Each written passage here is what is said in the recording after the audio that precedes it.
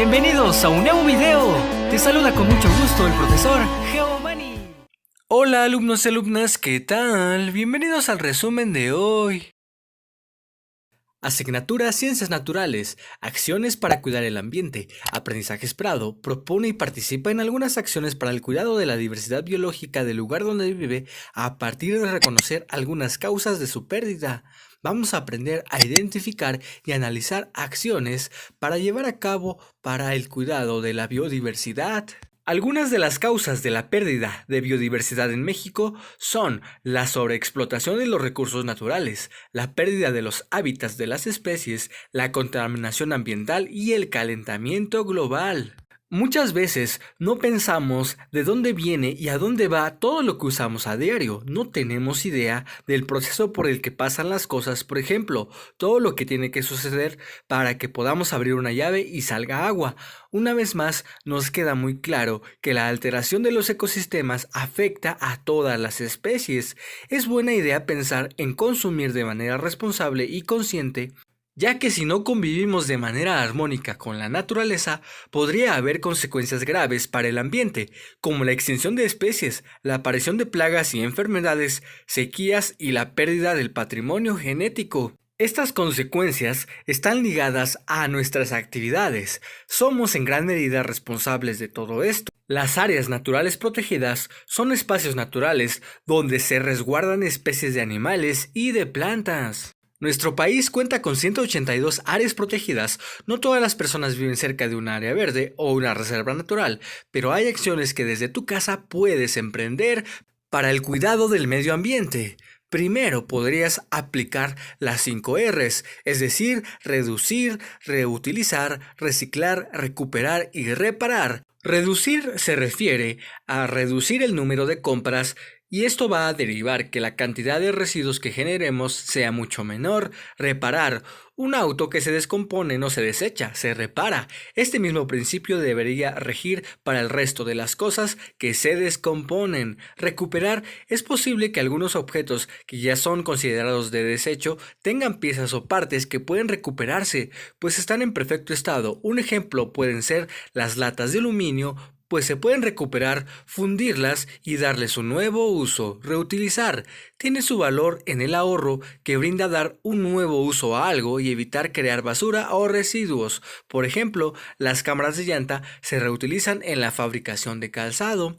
Reciclar es el proceso por el que se crea un nuevo objeto a partir de otro usado. El papel y el cartón son ejemplos de materiales que con mayor frecuencia son reciclados, con lo cual se reduce la necesidad de una mayor tala de árboles. Para ser consumidores responsables, desde edades muy tempranas, debemos de conocer la educación ambiental.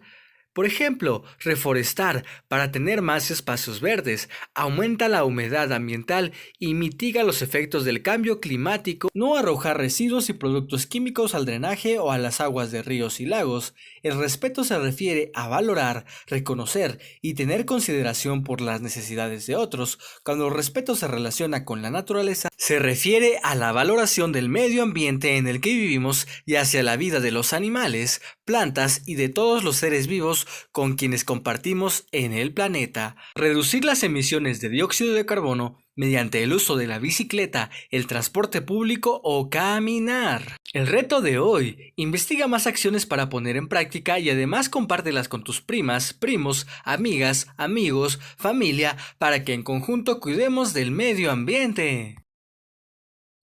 Asignatura Español. Las formas del poema. Aprendizaje esperado. Muestra interés y sensibilidad al leer y escribir poemas. Énfasis. A partir de la lectura, reflexiona sobre las características de la organización gráfica y estructura de los poemas y sobre la manera en que éste cumple también una función literaria y estética. Vamos a identificar algunas características gráficas que suelen tener los poemas para poder saber que es un poema solo apreciando las características visuales que tiene. Un poema tiene renglones cortos a los que les llamamos versos y tiene rimas, pero no siempre es así y tampoco es la principal característica de un poema. En tu libro de español aparece un texto en verso que tiene como título El oro en la tertulia. Te invito a que lo leas y trates de identificar de qué tipo de texto se trata. La respuesta es que esto es una fábula, los personajes son animales y tiene una enseñanza. Algunos poemas están escritos en prosa y otros tienen otras formas gráficas, pero siguen siendo poemas. Pero ¿por qué tantos poemas están escritos en verso?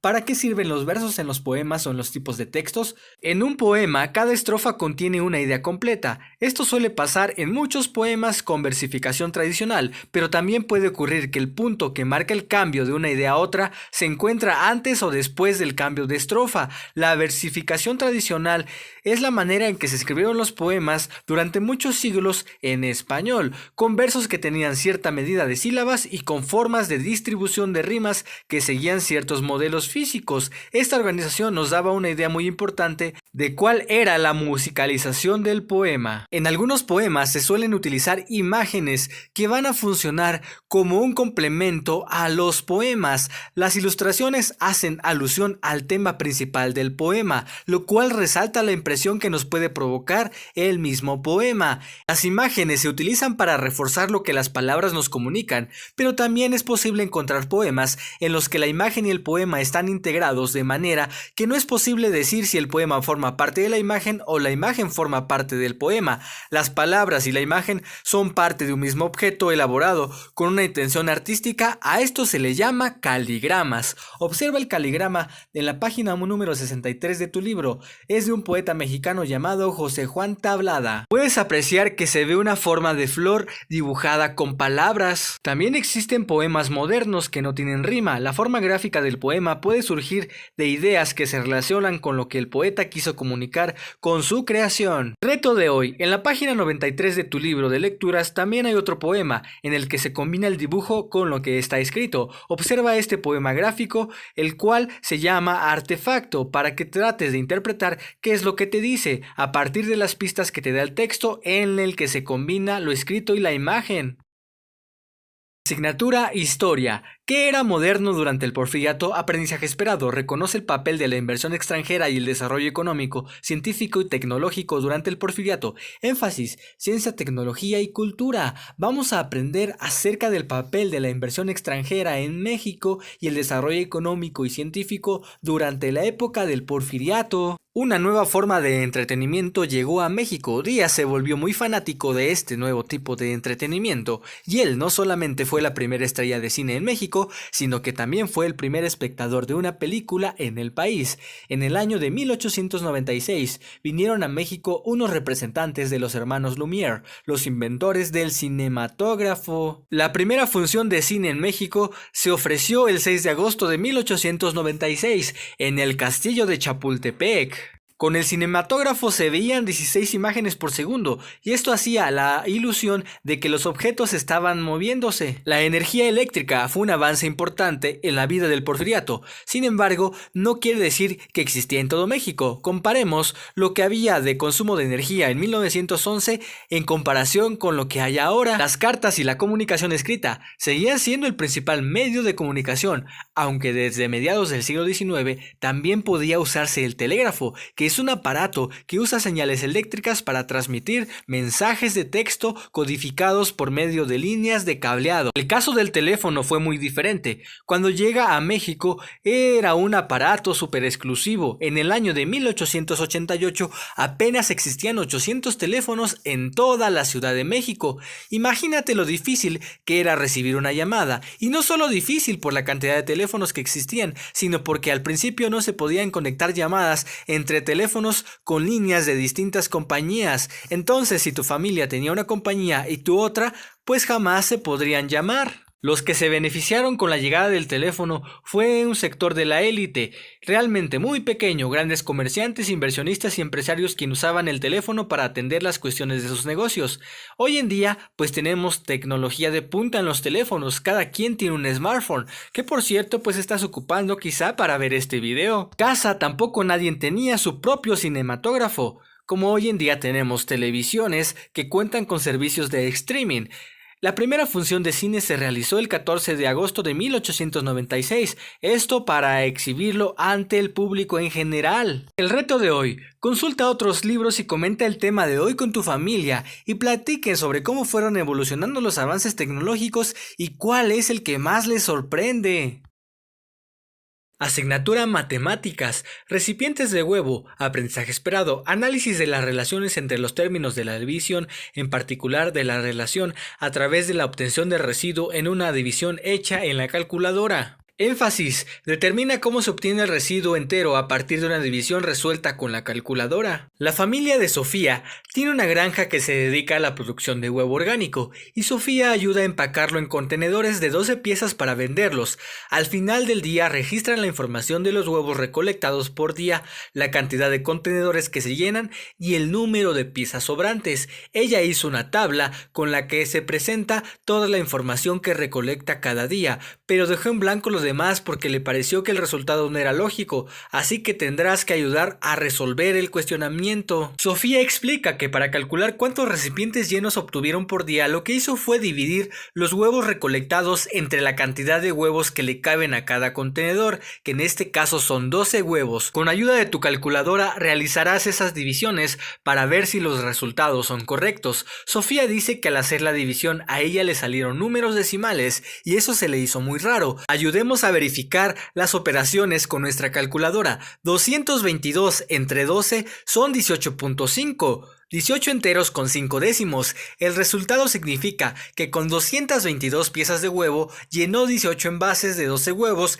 y le sobraron 5 huevos. Tu tabla se observa de esta manera. Observa qué pasó el martes. Recolectó 237 huevos y la división que hizo le dio como resultado 19 enteros con 75 centésimos. Verifica en tu calculadora la división. El resultado fue 19.75. Quiere decir que obtiene 19 recipientes completos o enteros y .75 es el resultado de dividir los huevos que sobraron entre 12.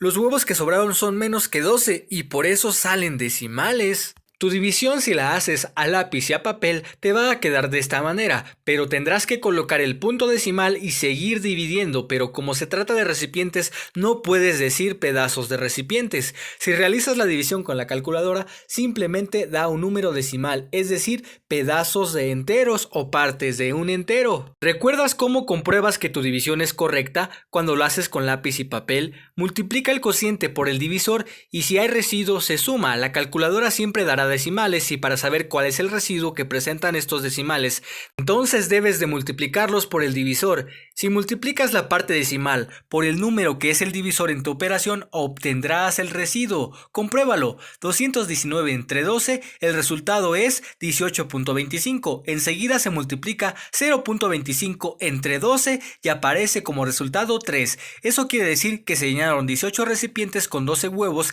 y sobraron 3. También puedes hacerlo de otra forma. 219 entre 12 es igual a 18.25 y se multiplica solamente 18 por 12 y te da como resultado 216. Así que 216 para 219 son 3. Continúa la tabla hasta terminarla. Aquí se presentan los resultados, sin embargo debes resolverlos tú con su operación correspondiente utilizando alguno de los métodos que acabas de aprender. El reto de hoy continúa con el llenado de la tabla de la página 84 de tu libro Desafíos Matemáticos, realizando las operaciones correspondientes. Tu tabla debe de quedar con los siguientes resultados. Espero este video haya sido de tu agrado. Gracias por tu atención. No olvides darle me gusta y dejar tu suscripción. Cuídate mucho, estudia mucho, querido y querida alumna. ¡Hasta la próxima!